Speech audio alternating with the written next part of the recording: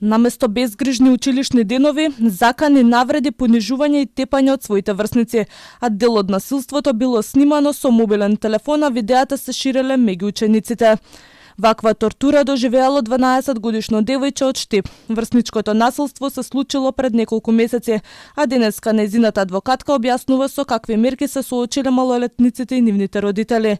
Обвинителството повело постапка за насилство врз дете против децата кои учествувале во тепањето, а против двајца малолетници кои снимале постапка за неовластено снимање. Адвокатката Маја Ристова вели дека родителите на жртвата побарале и одговорност од родителите на малолетниците, па поднеле кривична пријава за запуштање и малтретирање на дете, но тие пријави биле отфрлени. По жалба, предметот е вратен на повторно одлучување. Основното обвинителство во Штип предложи мерка засилен надзор од страна на Центарот за социјална работа. Тоа е воспитна мерка која што ја дозволува законот, меѓутоа судот сметаше дека и таа мерка е строга и изрече мерка засилен надзор од страна на родителот.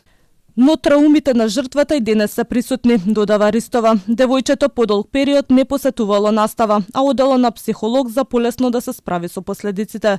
Според психолозите, дете со агресивно однесување не се раѓа. Тоа се учи во текот на животот, а родителите и надлежните се клучни за креирање на личноста на детето. Подоцна во текот на животот, некаде во основното училиште, се надоврзат сите предметни наставници, наставничките, стручните соработници, секако и во основните училишта, за да почнат да се применуваат одредени работилници, обуки, да се разговара за процесот на емпатија, за процесот на ненасилна трансформација на конфликти, децата да учат да почитуваат различности, затоа што доколку се тоа тие го совладаат, јас сум убедена дека насилството нема да биде присутно или во најмала рака ќе биде многу намалено.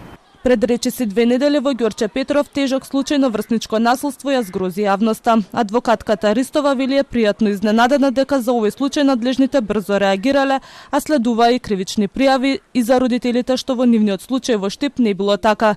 Смета дека надлежните треба да постапуваат не само во почетна фаза, туку и со строга воспитна мерка, а законот предвидува упатување во поправен дом. Имаме една селективна правда, каде што во една ситуација, а многу идентичен случај, во една ситуација брзо се реагира, а во друга ситуација имаме отфрлање на кривични пријави и мерки укор за снимање на пепачка во училиште. Според Ристова, несоодветната реакција може да остави трајни последици врз децата и нивните семејства.